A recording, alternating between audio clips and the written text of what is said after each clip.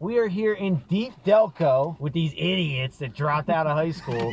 No, but for real, had a really cool conversation just about taking a different path. And what we're about to get done right now is try out Doc's Deli. I went with Cooper, right? Another extra cheese. Classic whiz.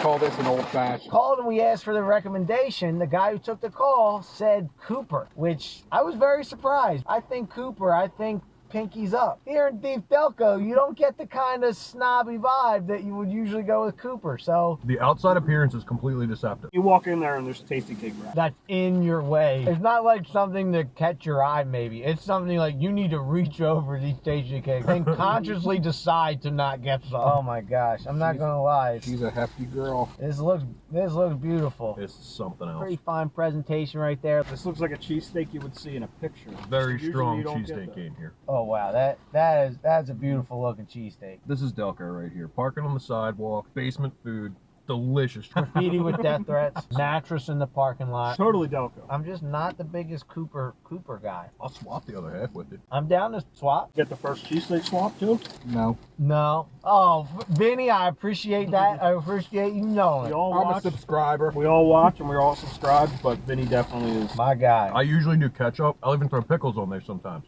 Mm. I did nothing but straight steak and cheese this time with onion. You know, of all people, Delco Dan goes with ketchup. Tell you what, man, So- you You got pickles on it? pickles, ketchup, and bacon. I judged him a little bit there, I'm not gonna lie. That man can do whatever he damn well.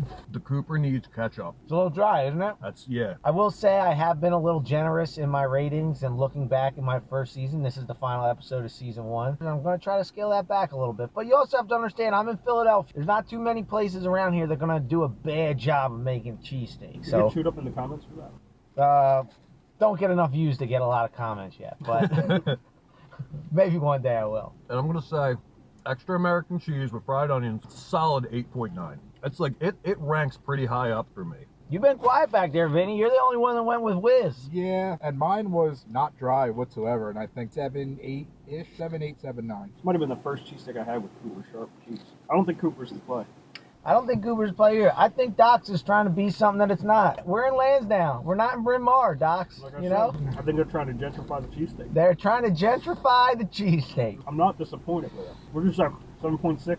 7.6, like 76ers. So 7.6 is baseline Philly That's what I'm cheesesteak. going with, 7.6. I had the privilege of trying both. Very disappointed in the Cooper Sharp. That's my second Cooper Sharp cheesesteak, and just not a fan of it. The rest of the meat, the bread was good. I'm gonna give it a 7 for the Cooper. For the American, if it wasn't extra cheese, I don't know how dry it would be. So I'm gonna give it a baseline. It's not it's definitely not a Philly cheesesteak. I'll give it a 7.8. I'll go with a 7.8 with the cheese. Let's put it this: if you're coming to Philly, get the whiz. It was the way it was meant to be. That baby was moist.